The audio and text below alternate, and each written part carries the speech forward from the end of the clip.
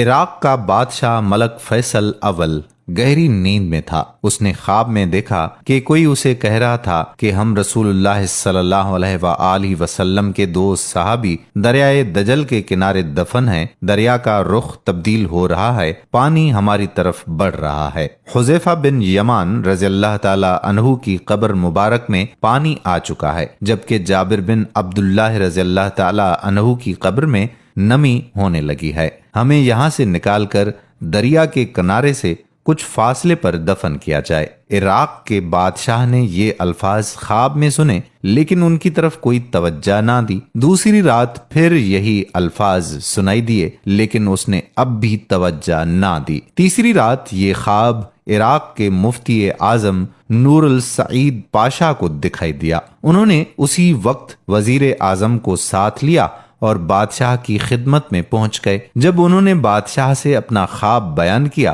تو بادشاہ چونکا اور بولا، یہ خواب تو میں بھی 2 بار دیکھ چکا ہوں۔ اب انہوں نے مشورہ کیا۔ آخر بادشاہ نے مفتی اعظم سے کہا کہ پہلے آپ قبروں کو کھولنے کا فتویٰ دیں، تب میں اس خواب کے مطابق عمل کروں گا۔ مفتی اعظم نے اسی وقت قبروں کو کھولنے اور ان میں سے نعشوں کو نکال کر دوسری جگہ دفن کرنے کا فتویٰ جاری کر دیا۔ اب یہ فتویٰ اور شاہی فرمان اخبارات میں شائع کر دیے گئے اور اعلان کیا گیا کہ عید قرباں کے دن دونوں اصحاب رسول صلی اللہ علیہ وآلہ وسلم کی قبریں کھولی جائیں گی۔ اخبارات میں جوں ہی یہ خبر شائع ہوئی تو دنیا اسلام میں بجلی کی طرح پھیل گئی۔ اخبارات کی دنیا اس خبر کو لے اڑی، اور مزے کی بات یہ کہ یہ حج کے دن تھے۔ تمام دنیا سے مسلمان حج کے لیے مکہ اور مدینہ میں پہنچے ہوئے تھے۔ انہوں نے درخواست کی کہ قبریں حج کے چند روز بعد کھولی جائیں تاکہ وہ سب بھی اس پروگرام میں شرکت کر سکیں۔ اسی طرح حجاز، مصر، شام، لبنان، فلسطین، ترکی، ایران، بلغاریہ، روس اور ہندوستان وغیرہ ملکوں سے شاہ عراق کے نام سے بے شمار تار پہنچے کہ ہم بھی اس موقع پر شرکت کرنا چاہتے ہیں، مہربانی فرما کر مقررہ تاریخ چند روز آگے بڑھا دی جائے۔ چنانچہ دنیا بھر کے مسلمانوں کی خواہش پر دوسرا فرمان یہ جاری کیا گیا کہ اب یہ کام حج کے 10 دن بعد کیا جائے گا۔ آخرکار وہ دن بھی آ گیا جب قبروں کو کھولنا تھا۔ دنیا بھر سے مسلمان وہاں جمع ہو چکے تھے۔ پیر کے دن دوپہر 12 بجے لاکھوں انسانوں کی موجودگی میں قبروں کو کھولا گیا۔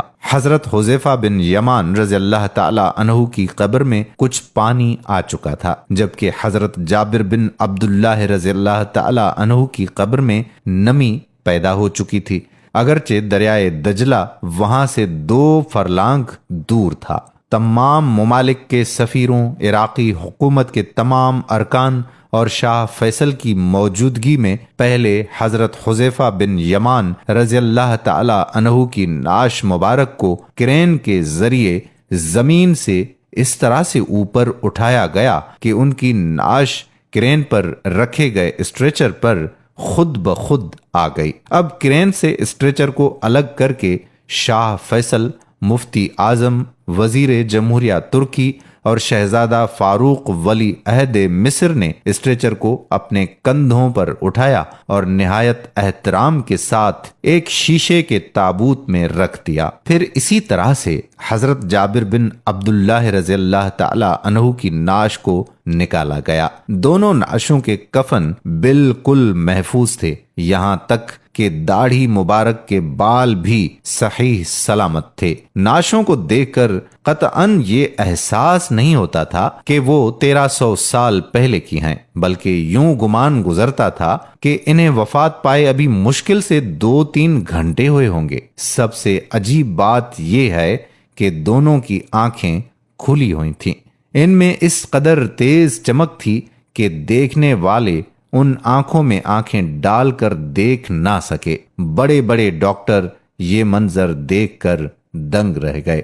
سچ ہے کہ محمد صلی اللہ علیہ وآلہ وسلم کے غلاموں کا کفن میلا نہیں ہوتا۔ امید کرتے ہیں کہ یہ معجزاتی اور تاریخ ساز ویڈیو آپ کو ضرور پسند آئی ہوگی۔ اگر اسلام سے محبت ہے تو آپ اس ویڈیو کو دوسرے لوگوں تک ضرور پہنچائیں تاکہ انہیں بھی اسلام کی تاریخ کے بارے میں پتہ چل سکے۔ آنے والی ویڈیو تک آپ کا میزبان قادر کلہوڑو آپ سے اجازت چاہتا ہے۔ اللہ حافظ۔